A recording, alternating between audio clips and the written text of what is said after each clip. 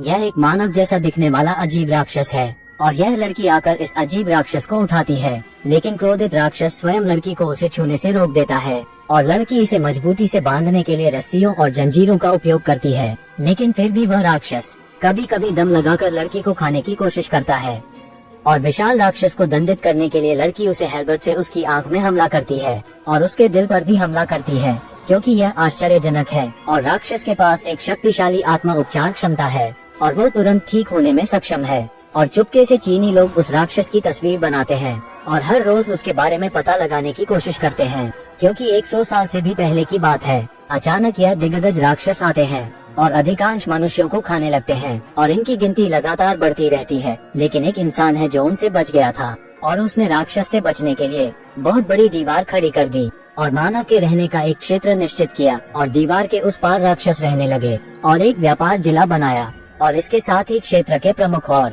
मनुष्य ऊंची दीवारों से सुरक्षित होते हैं और इस तरह 100 से भी अधिक वर्ष बीत जाते हैं। लेकिन 100 साल में से एक दिन आता है जब विशाल बाहरी दीवार अचानक टूट जाती है और राक्षस क्षेत्रों पर आक्रमण करते हैं और लोगों को फिर खाने लगते हैं और लोगों को फिर से बीच में वापस जाना पड़ता है। लेकिन कृषि क्षेत्रों के समर्थन के बिना व्यापार जिले और बाकी जिलों में भोजन की कमी लगातार बढ़ती जाती है। इसलिए शासक ने मातृभूमि को फिर से वापस लाने का फैसला किया और बाहरी ऊंची दीवार फिर बनाने का ठान लिया। और इस महान मिशन को पूरा करने के लिए शासक तुरंत सबके सामने एक स्वदल का गठन करता है और उनमें से एक यह लड़की भी है। और दिग्गजों के खिलाफ सबसे अच्छा हथियार खोजने के लिए कप्तान एक बैठक बुलाता है और उस बैठक में अधिक शक्तिशाली बंदूकें बनाने के प्रस्ताव आते हैं। किसी ने जाल के लिए गहरा गड्ढा खोदने का प्रस्ताव रखा और किसी द्वारा विशाल जाल बनाने के भी प्रस्ताव आता है। सभी लोग एक साथ अपने सुझाव नायक के सामने रखते हैं, जिससे वो कप्तान भी उनकी लापरवाही से उदास हो जाता है। लेकिन इसके बाद लड़की ने जो कहा वो उसकी नजर में आ गया। लड़की का मानना कि ऐसा कोई हथियार नहीं है जो एक विशाल काय को मार सके और उनकी कमजोरी का पता लगाने का एक ही तरीका है। फिर लड़की उन्हें कुछ दिखाना चाहती है और सभी उसे दूर से पीछे से देखते हैं और कप्तान ने स्पष्ट रूप से महसूस किया कि यह महिला सरल नहीं थी, तो वो चुपके से उसके पीछे जाते हैं और एक रहस्यमय तहखाने तक सभी उसका पीछा करते हैं। यहाँ विभिन्न रासायनिक अभिकर्मक और प्रायोगिक उपकरण हैं। ऐसा लगता है कि कोई किसी तरह की डरावनी जांच कर रहा है। इस समय कप्तान ने पाया कि अंदर एक गुप्त दरवाजा अभी भी था, लेकिन बस जब वो चर्चा करने जा रहा था तो एक तरफ छुपी हुई लड़की अचानक वर्दी वाले आदमी पर हमला करती है और इस राज के बारे में नहीं बताने का कप्तान का वादा मिलने के बाद लड़की आदमी को एक गुप्त कमरे में ले जाती है और गुप्त कमरे में बहुत अंधेरा होता है और लड़की ने कप्तान से सनरूफ खोलने के लिए गियर चालू करने को कहा। और जब सूरज धीरे धीरे आसमान से चमकता है तो कप्तान के सामने अचानक एक राक्षस दिखाई देता है और खिड़की धीरे धीरे खुलती रहती है और कप्तान के सामने एक बदसूरत विशालकाय राक्षस दिखाई दिया। हालांकि यह रस्सियों से अच्छे से बंधा है और बंद आंखों से जमीन पर चुपचाप घुटना टेक कर बैठा है, लेकिन कप्तान अभी भी उससे बहुत डर जाता है। लेकिन लड़की उसे देखकर बहुत खुश होती है और उसे धीरे धीरे विशाल राक्षस के पास जाते देखकर आदमी उसे रोकता है, लेकिन लड़की नहीं रुकती और लड़की आवाज करके उस राक्षस को नींद से जगाने लगती है। लेकिन कप्तान दूर खड़ा डरता रहता है और विशाल राक्षस जाग जाता है और तुरंत अपने नरभक्षी स्वभाव को पुनः प्राप्त कर लेता है और बेचैन होने लगता है और कप्तान तुरंत बहुत डरता है और रोशनदान बंद करने लगता है और सनरूफ बंद होने के बाद विशाल राक्षस फिर से गहरी नींद में सो जाता है।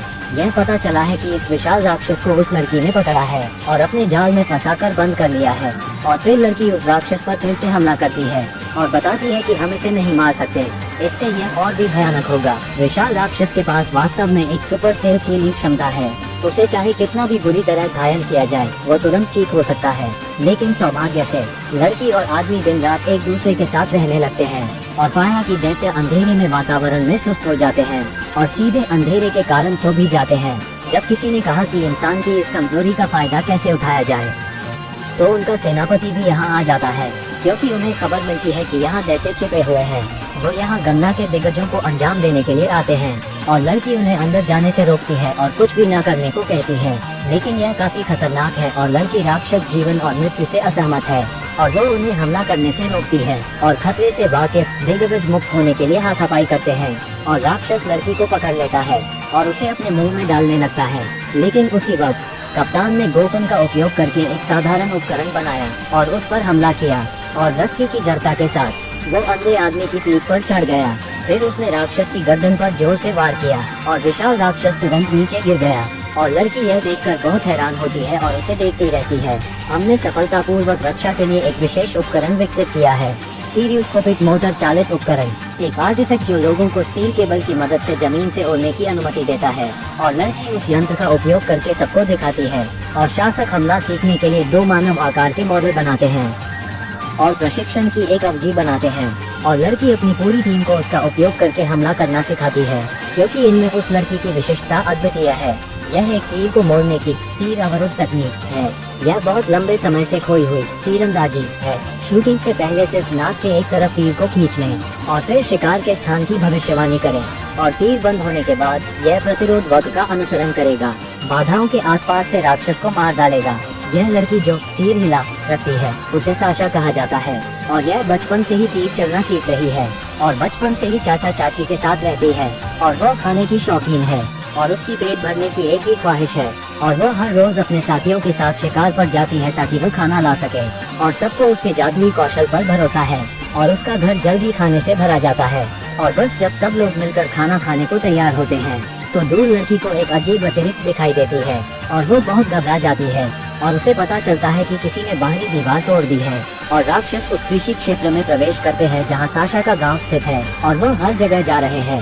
इसलिए साशा जल्दी घर की ओर भागती है और चाची और चाचा को बुलाती है, और लोग ग्रामीणों के पीछे पीछे वाणिज्यिक क्षेत्र के बीचों बीच चले जाते हैं और पेट भरने के लिए गाइड बनती है, और साशा 3 सदनों द्वारा आयोजित स्वयं एस टीम में शामिल हो जाती है और खोए हुए घर को वापस लेने के लिए वापस जाती है। और आज खाना खाते समय साशा को स्पष्ट रूप से लगता है कि उसका हिस्सा बहुत कम है, और वो दूसरों को बातें करते सुनती है कि हाल ही में खाना चोरी होने कारण गोडाउन में बहुत कम खाना बचा है, जिससे वो सब जल्दी भूखे मर जाएंगे। फिर साशा ने इन घृणित नूडल चोरों को पकड़ने का फैसला किया और हथियार लेकर तैयार होती है, और कुछ रातों के इंतजार के बाद अंत में साशा चोरों को सफलतापूर्वक ढूंढ लेती है। जैसे माओ जैड का यह समूह पैक फूड को ले जाने के लिए तैयार है, एक उड़ते हुए तीर ने अचानक उनका रास्ता रोक दिया और वो सब तुरंत घबरा गए, और लड़की ने उस सब पर हमला किया, और सभी लड़की से डरकर खाना छोड़कर भाग जाते हैं, और सभी लड़की से माफी मांगते हुए भागते हैं। लेकिन केवल एक आदमी जाने से पहले कुछ आलू लेना चाहता है।